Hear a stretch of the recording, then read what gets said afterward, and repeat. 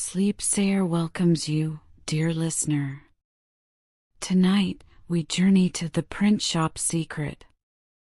In a converted industrial loft in Seattle's historic Pioneer Square, where aged brick walls held centuries of stories, the sleeping print shop hummed with the gentle rhythm of vintage machinery winding down for the night. Sophie Lin moved quietly through the space, her fingers trailing along the smooth wooden cases filled with metal type, each letter waiting patiently to tell its story. The evening rain created a soft percussion against the tall factory windows, accompanying the mellow creaks and sighs of the old building settling into night. At 32, Sophie had discovered letterpress printing almost by accident, wandering into an estate sale 3 years ago where an entire print shop was being sold. The elderly printer, retiring after 50 years, had seen something in her fascination with the heavy metal type and weathered wooden furniture. He'd not only sold her his equipment at a fraction of its worth, but spent months teaching her the intricacies of this disappearing art. Before discovering letterpress, Sophie had worked in digital design, creating layouts that lived only on screens. Her desk had been in a gleaming high-rise downtown, with views of Elliott Bay and the Olympics beyond. The work paid well, but left her feeling disconnected from the process, from the materials, from the final product. Each day felt like watching life through a window rather than living it. The endless cycle of client revisions and quick turnaround projects had begun to wear on her, making her question whether she was creating anything of lasting value. That rainy Sunday morning when she'd followed a hand-painted sign to the estate sale had changed everything. The old Victorian house had been packed with curious browsers, but Sophie found herself drawn to the basement, where decades of printing equipment waited in the dim light. Mr. Chen, the retiring printer, had watched her as she explored, noting how she lingered over the California job cases filled with metal type, how she ran her fingers along the smooth wooden furniture used for spacing, how she stood transfixed before the massive Chandler and Price press that dominated the room. In those first moments in the basement, Sophie had felt an inexplicable connection to the equipment that went beyond mere curiosity. Each piece seemed to radiate stories of its own, the well-worn handles of the press speaking of countless hours of careful operation, the slight indentations in the wooden type cases telling tales of letters repeatedly lifted and replaced.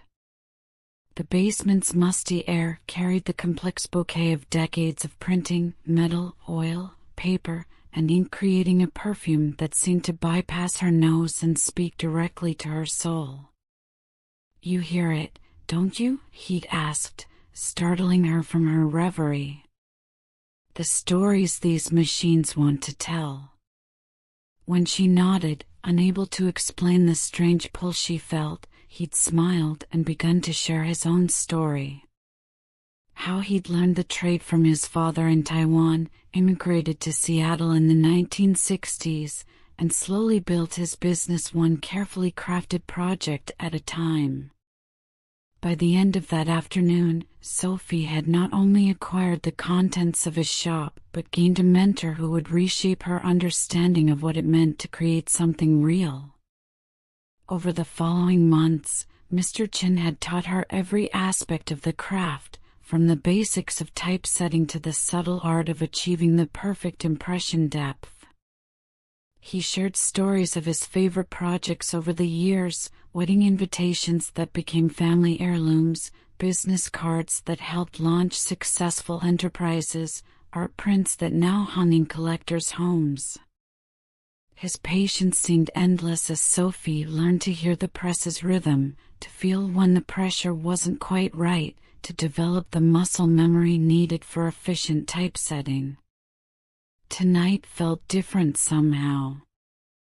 The rain fell in a steady rhythm that seemed to match the breathing of the sleeping machines. Warm light from Edison bulbs cast long shadows across the wooden floor, making the metal surfaces of the presses gleam like liquid copper. The air carried the complex scent of ink, oil, and the peculiar sweetness of paper, scents that had become as familiar to Sophie as her own breath.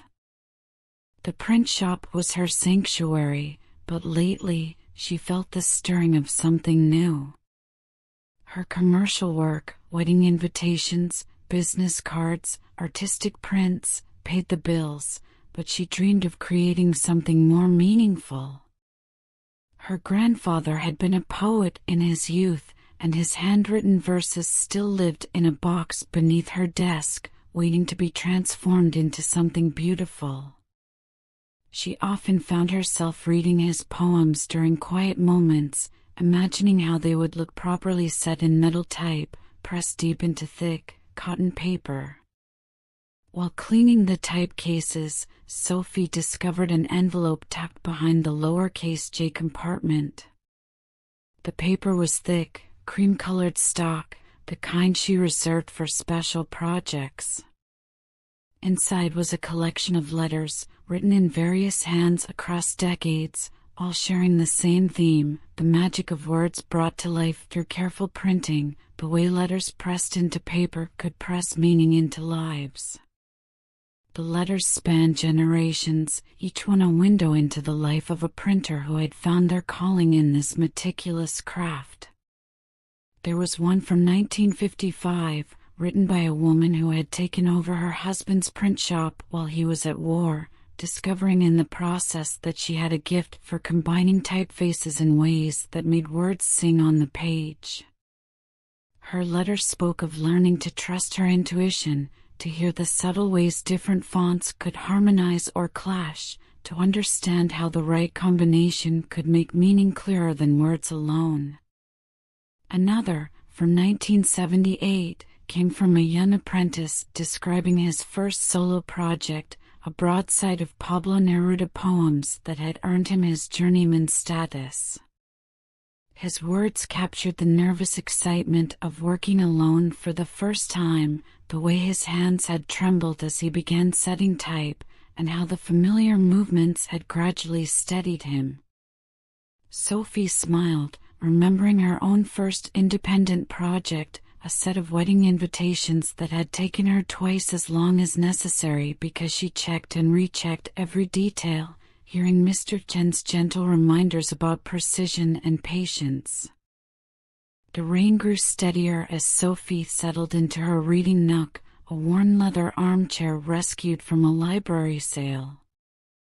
The letters spoke of nights like this one, of solitary printers finding meditation in the rhythm of their presses, of words taking physical form under careful hands. Through the tall windows, city lights blurred in the rain, creating a cozy isolation that made the print shop feel like a world unto itself. Each letter revealed someone who, like her, had found unexpected joy in this ancient craft. One letter particularly moved her, a printer describing how he'd preserved his grandmother's recipes by setting them in metal type, creating beautiful broadsides that now hung in family kitchens across generations.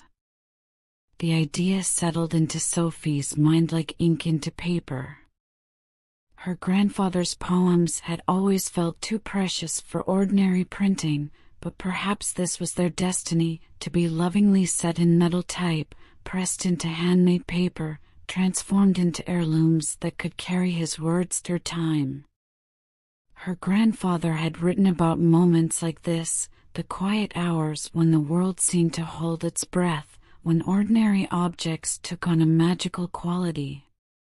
One of his poems described watching his mother make kimchi, how the simple act of preparing food became a ritual that connected generations. Another spoke of learning English by reading street signs in his new country, each unfamiliar word gradually becoming part of his own story. Sophie had typed these poems into digital files years ago, but now she imagined them taking physical form, each character pressed deep into paper, creating shadows you could run your fingers across. Thunder murmured distantly as Sophie continued reading, each letter adding to her growing vision. The warm lighting caught the metallic dust in the air, making it dance like stars in the quiet space. Outside, the rain transformed the cobblestone streets into mirrors, reflecting the gentle glow from her windows. Each letter seemed to affirm her decision to leave the digital world behind, to pursue this craft that transformed words into tangible artifacts.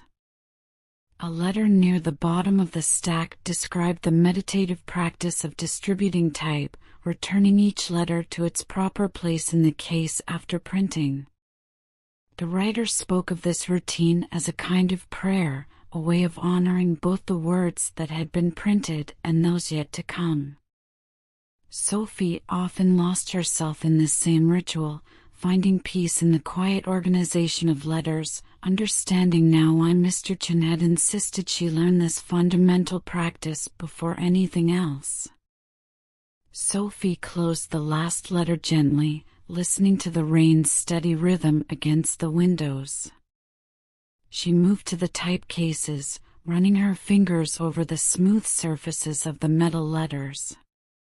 Each one had its own voice, its own texture, waiting to join others in countless combinations. She began to select letters, one by one, forming the first line of her grandfather's favorite poem. The metal was cool against her fingers, each piece holding decades of stories in its worn surfaces. The process of selecting type was its own form of meditation. Each piece had to be placed upside down and backward in the composing stick, a mirror image of the final text. Sophie had struggled with this at first, but Mr. Chen taught her to see it as a dance, left hand finding letters in the case while the right hand placed them, muscle memory gradually replacing conscious thought. Now, the rhythm came naturally, like breathing. She chose gaudy old style for the main text, its letter forms both elegant and approachable. For the titles, she selected a larger size of Caslin, its serifs sharp and clear against the soft white of the paper she would use. The metal type felt cool against her fingers, each piece carrying its own history of words printed, stories told, memories preserved. Setting type required absolute presence. Each letter had to sit perfectly level in the composing stick, each space between words carefully calculated. Too loose, and the type might work its way up during printing, creating unwanted marks on the page. Too tight, and it might bind, refusing to print evenly. Sophie checked each line with a finger, feeling for high spots or irregularities, just as Mr. Chen had taught her, his voice still clear in her memory. The type will tell you what it needs, if you learn to listen. Time flowed like ink as she worked, placing each letter with careful precision. The sound of metal touching metal created a subtle music that blended with the rain. The letters from the envelope lay nearby, their writers feeling like companions in this quiet endeavor. As she worked, she began to envision an entire series, not just her grandfather's poems, but a collection of works that spoke to the heart, each one crafted with the same attention to detail that transformed simple words into art. She planned to print these poems as a series, one each month for a year. She imagined sending them to family members scattered across the country, each broadside a thread connecting them back to their shared history. Some would be in Korean, others in English, each one a bridge between past and present, between digital and analog, between fleeting thoughts and permanent impressions. When Sophie finally looked up, the night had deepened, but the rain remained constant, creating a cocoon of sound around her workspace. The streets below were quiet, their wet surfaces catching the glow of streetlights. She covered the typesheet set, knowing it would wait patiently for tomorrow, when she would begin the careful process of printing. As she prepared to leave, Sophie noticed something in the envelope she'd missed, a small proof print, yellowed with age, of a simple phrase, "In the quiet hours, we create echoes that resound through time." The print reminded her of something Mr. Chen had told her during those early training days. "Every piece of type in these cases," he'd said, "has printed thousands of words.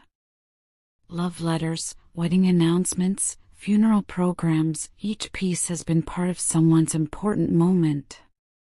When you print, you're not just making something new. You're continuing a conversation that's been going on for centuries." The heavy wooden door closed softly behind her as Sophie stepped out into the rain-washed night. The air was cool and clean, carrying the scent of wet stone and distant sea. As she walked home through the historic district, each puddle reflecting the warm glow of street lamps, Sophie felt as though she was walking through a dream, but this time, it was a dream she could hold in her hands, one letter at a time. That night, as Sophie drifted off to sleep in her apartment beneath the old water tower, the sound of rain against her windows blended with imagined rhythms of printing presses and the quiet clink of metal type finding its home.